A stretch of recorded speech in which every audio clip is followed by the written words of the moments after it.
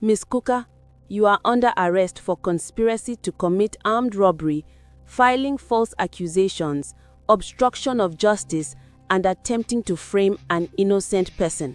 Daddy, please, please don't let them take me. Daddy, I'm your child, please. The officers took her by the arms. Miss Cooker, anything you say will be used against you. A day earlier, Mike trailed Gold to a shabby roadside bar. When she met secretly with a suspicious-looking man, he knew he needed proof. He needed to plant the camera. Approaching a waitress, a young woman in a faded uniform who looked exhausted, he pressed a bundle of cash into her hand. A large sum, enough to widen her eyes. "Please," he whispered, "walk past that table. Drop something, bend to pick it up, and leave this under the table."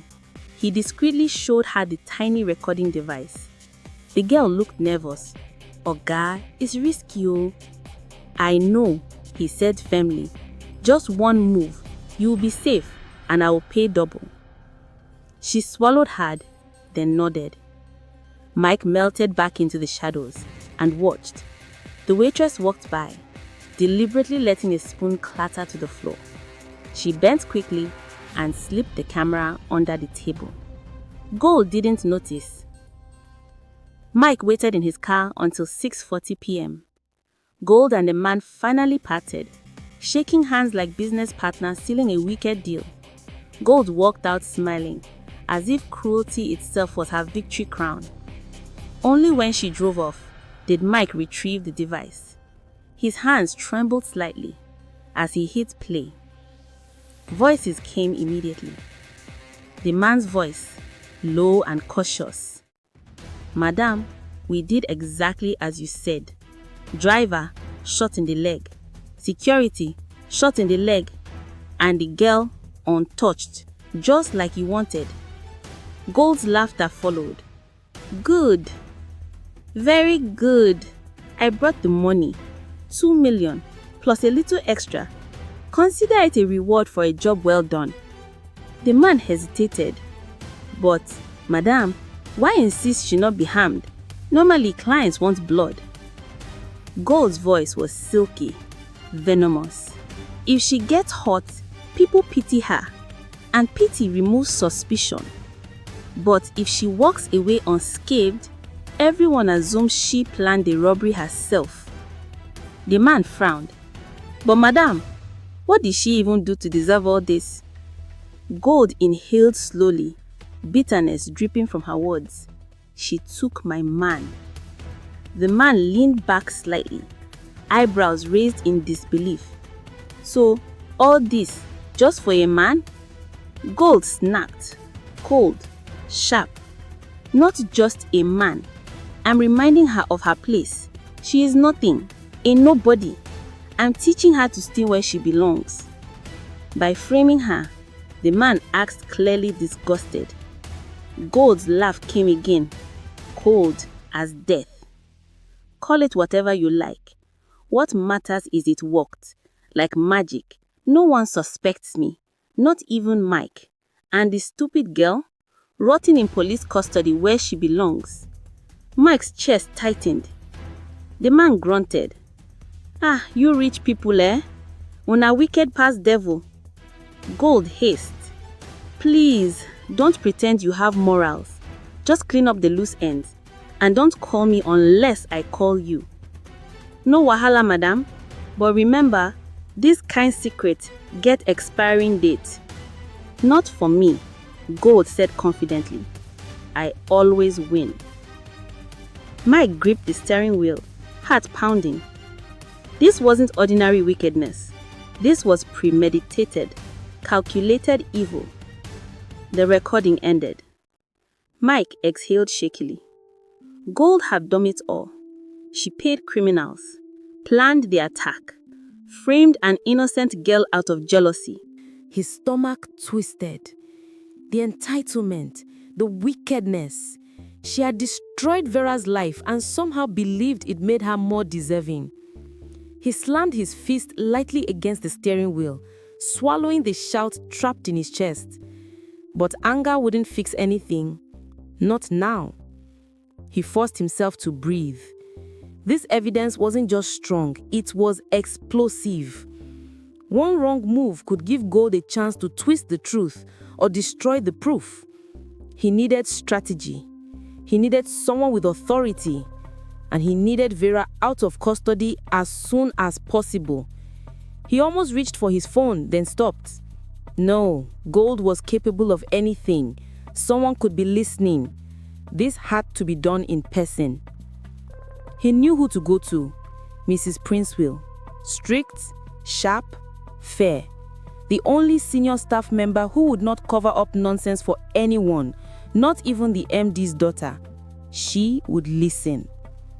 While Mike prepared for the storm, Gold slept soundly that night, smiling, dreaming of a future where Mike finally noticed her, where Vera remained in a cell forever, where she reaped the victory she believed she earned. The next morning, she walked into the office glowing, hair perfect, dress expensive, perfume filling the hallway. She felt unstoppable, completely unaware that the ground beneath her had already begun to crack.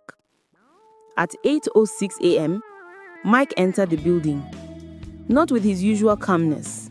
There was fire behind his eyes, quiet, lethal determination. He dropped his bag in finance and walked straight to HR. Gold wasn't in yet. Good. He knocked on Mrs. Princeville's office door. She looked up immediately. She could see something was wrong.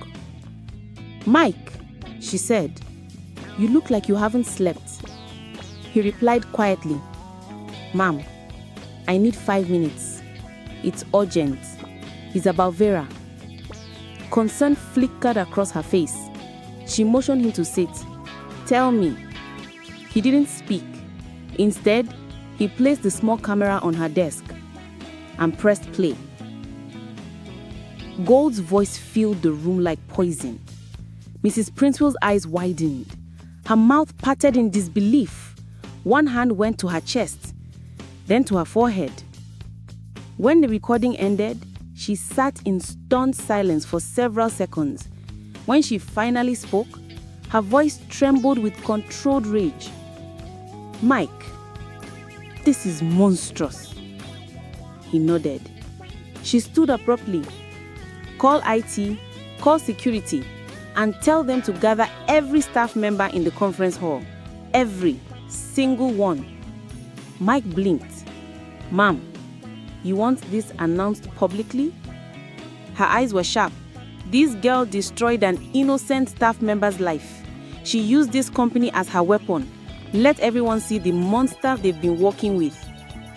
Within minutes, an announcement echoed across the building. All staff should proceed to the main conference hall immediately. Employees murmured in confusion. Gold stepped out of her office, baffled, but she adjusted her hair, touched up her lip gloss, and walked confidently towards the hall. She loved company-wide meetings. Attention always drifted to her. She entered the hall to find more than 200 employees gathered. She smiled until she saw Mike, and beside him, Mrs. Princeville. Her face faded instantly. Mrs. Princeville took the microphone. Her expression was unreadable. This emergency meeting concerns the armed robbery incidents that occurred weeks ago. New evidence has surfaced. The room fell completely silent. Gold swallowed hard. She continued, "Thanks to a private investigation conducted by our staff member, Mr. Mike Okonkwo, we have obtained undeniable audio evidence revealing the true mastermind behind the attack." Gold felt her stomach drop. Mrs. Princeville lifted a small speaker and pressed play. Gold's voice boomed through the hall, loud and undeniable. Her own words condemning her. If she walks away unharmed, people will suspect her.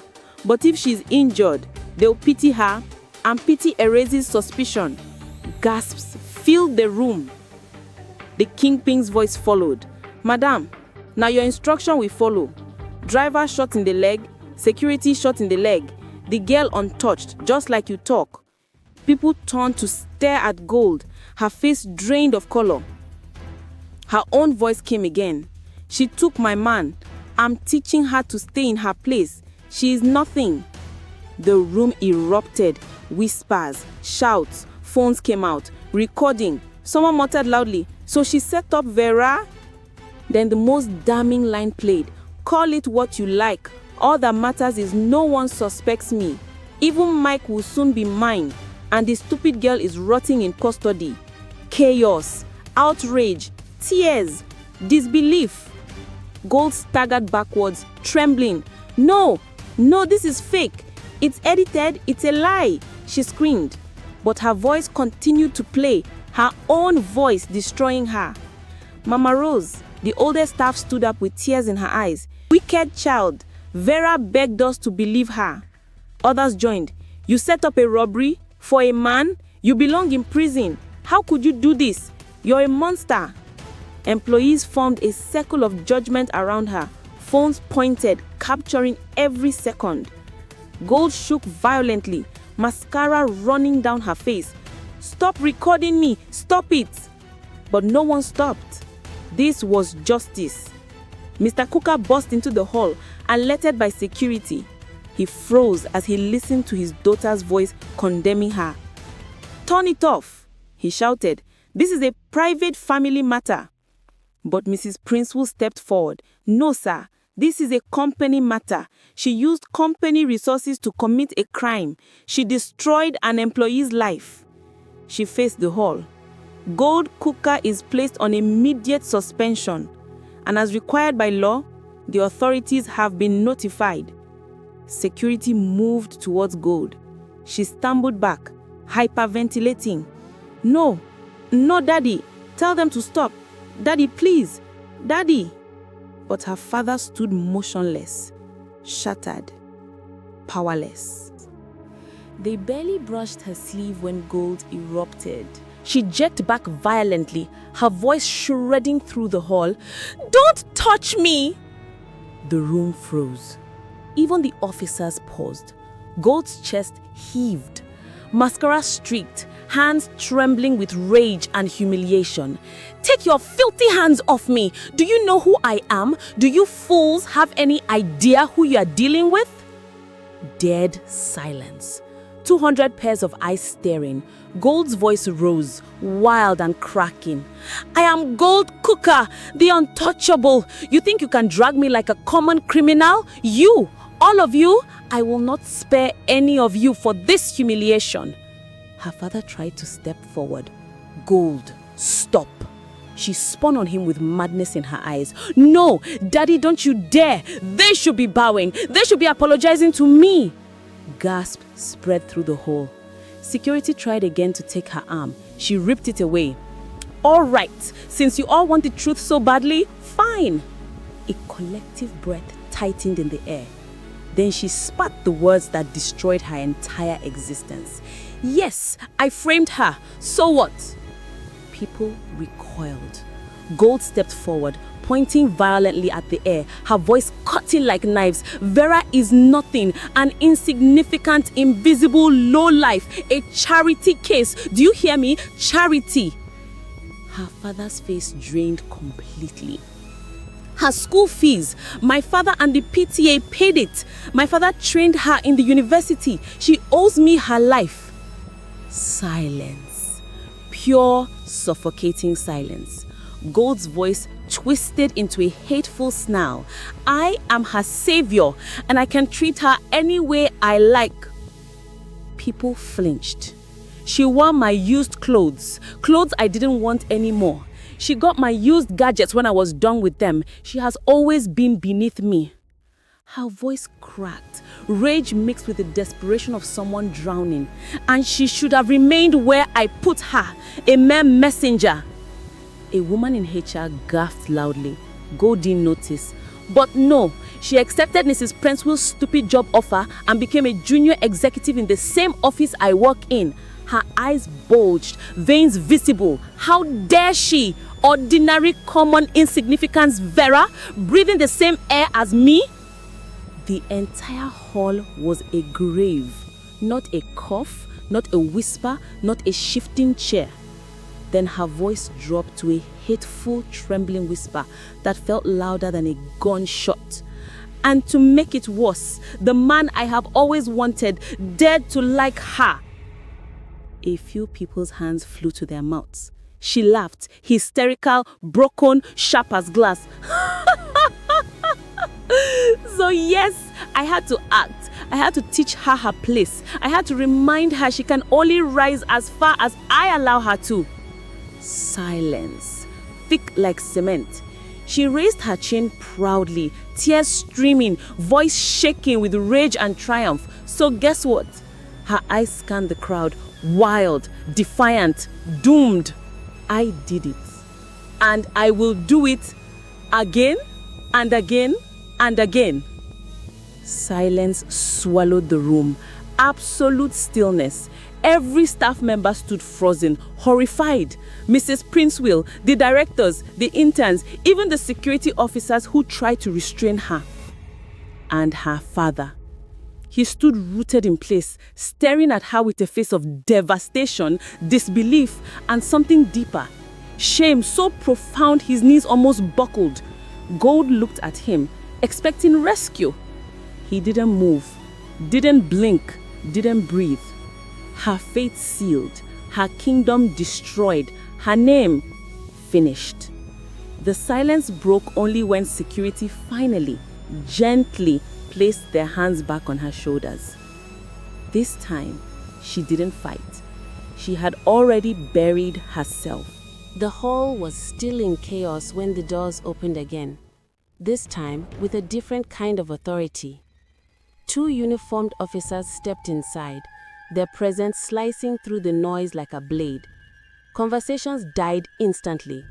Phones dropped to trembling hands. Even those who enjoyed drama felt the weight settle on their shoulders. Gold froze. Her breath stopped somewhere between her chest and throat.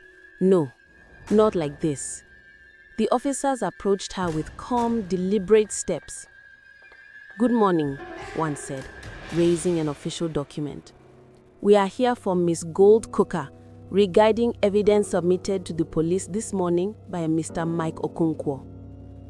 A stunned wave rippled through the room.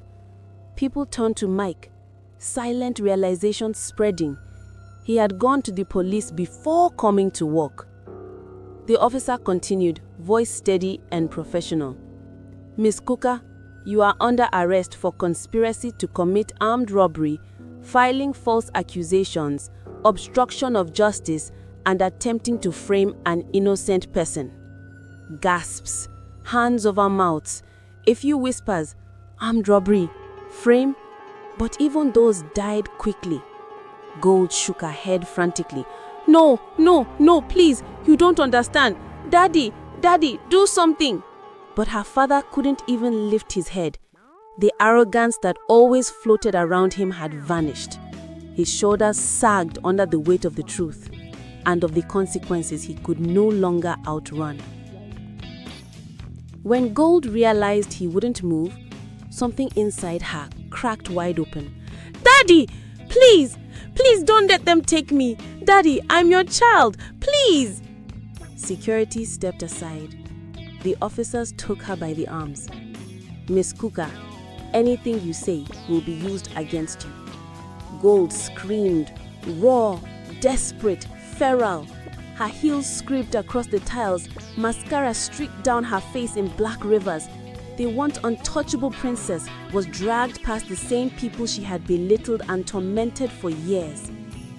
The doors closed behind them, and the hall exhaled a long, heavy, disbelieving breath. 1 hour later, Vera was released. Mike stood outside the station, waiting. The door opened and Vera stepped out, slow, exhausted. Her eyes were red from sleepless nights, her clothes rumpled, her spirit bruised. When she saw him, her lips trembled. "Mike." He reached her in 2 strides and took her hands gently. "You're free. You are safe now." Her breath broke. Then she collapsed into him, quiet, sobs shaking through her body. Mike wrapped his arms around her, holding her as though grounding her back to life. He didn't rush, didn't speak. He simply held her until the tremors eased. Next time on this African story. Sir, your blood group does not match. Completely incompatible. Roland blinked. That's impossible. I am his father. Sir, the child's blood type is extremely rare. Biologically, it cannot come from someone with your own blood group. Roland staggered and gripped the edge of a table. You mean he's not my son?